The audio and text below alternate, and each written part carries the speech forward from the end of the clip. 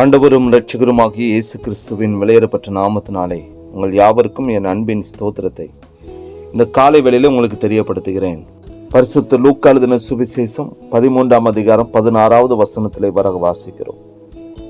இதோ சாத்தான் 18 வருஷமாய் கட்டியிருந்த ஆபிரகாமின் குமார்த்தியாக இவளை ஓய்வு நாளில் இந்த கட்டிலிருந்து அவிழ்த்து விட வேண்டியதில்லையா என்றார் என்று சொல்லி நாம் இங்கே பார்க்கிறோம்.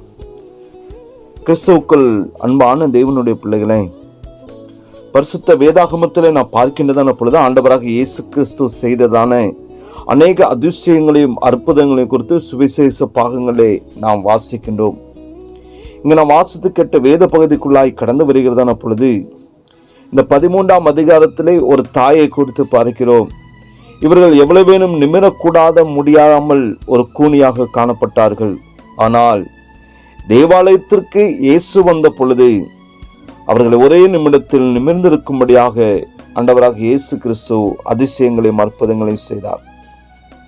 எனக்கு அன்பான தேவனுடைய பிள்ளைகளை, கர்த்தருடைய வார்த்தையை கேட்டுக்கொண்டிருக்கிற கிறிஸ்துவுக்குள் பிரியமானவர்களை, ஒருவேளை உங்கள் வாழ்க்கையில நிமிரக்கூடாதபடிக்கு ஒரு வியாதி, ஒரு பலவீனம் உங்கள் வாழ்க்கையில காணப்படலாம்.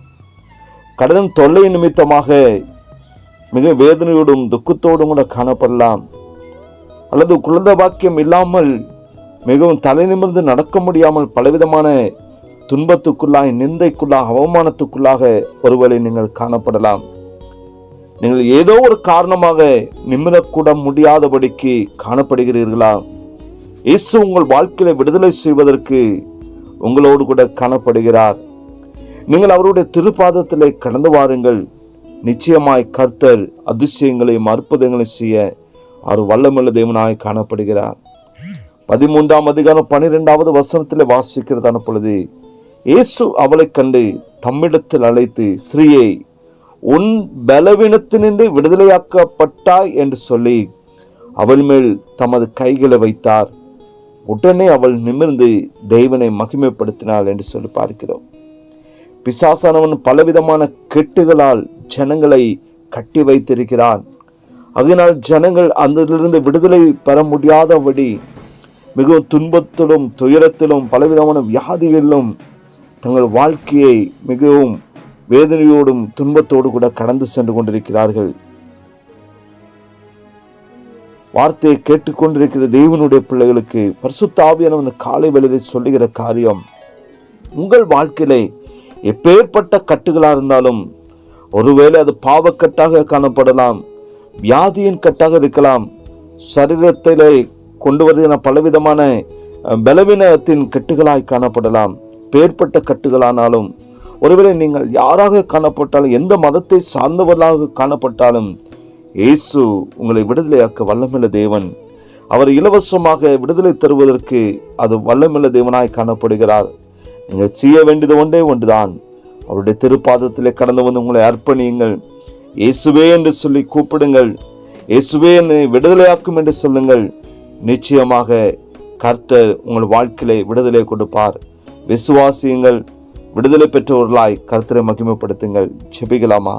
நேசிக்கிற அன்பின் நல்ல தகப்பனே, அப்போ ஆசீர்வதிக்கப்பட்டதான இந்த காலை வேளைக்காக நாங்கள் நமக்கு நன்றி செலுத்துகிறோம். நீ இந்த உலகத்திலே வாழ்ந்து கொண்டிருந்த பொழுது ஆண்டவரே, அநேக அதிசயங்களும் அற்புதங்களையும் செய்தீர் தகப்பனே. இன்றும் நீர் செய்து கொண்டிருக்கிறீர். இனிமேலும் நீர் செய்ய வல்லமுள்ள தேவனப்பா தகப்பனே. நாட்களும் பலவிதமான பிசாசின் பிடியிலிருந்து விடுதலை பெற முடியாமல் பலவிதமான கட்டுகளோடும் அப்பா சிக்குண்டு கிடைக்கிற ஜனங்களை இயேசு கிறிஸ்துவின் அதிகாரமுள்ள நாமத்தினாலே தகப்பனே நீர் விடுதலை செய்வீராக. விடுதலை பெற்றவர்களாக என் தேவாதி தேவனுக்கு நன்றி செலுத்த, மகிமை செலுத்த, ஆராதனை செய்வதற்கு தகப்பனே ஒவ்வொருவருக்கும் அப்படிப்பட்ட கிருபைகளை கொடுப்பீராக.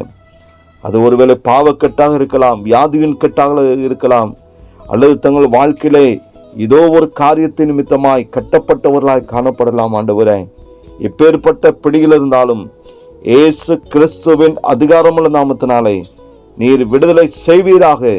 இப்பொழுதே தம்முடைய பிள்ளைகள் ஆண்டவர் விடுதலை பெற்று உமக்கு நன்றி செலுத்த கர்த்தர் கிருபை செய்யும். இயேசுவின் நாமத்தில் ஜெபிக்கிற நல்ல பிதாவே, ஆமேன், ஆமேன்.